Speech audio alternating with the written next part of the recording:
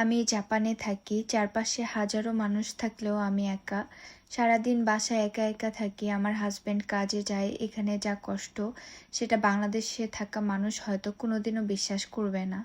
একা থেকে দেয়ালের সাথে কথা বলি, জানালার বাইরে তাকিয়ে থাকি। মনে হয় এই নীরবতাও যেন শব্দ আছে।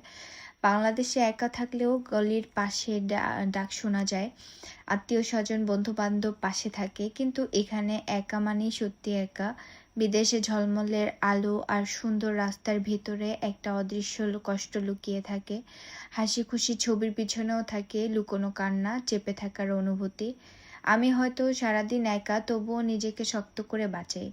কারণ আমি জানি আমার স্বপ্ন, আমার ভালোবাসা সবকিছু নিয়ে আমাকে টিকে থাকতে হবে।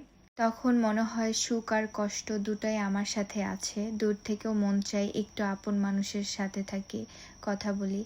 যাই হোক, আজকে আমি এসব রান্না করেছিলাম। তারপর খাচ্ছিলাম।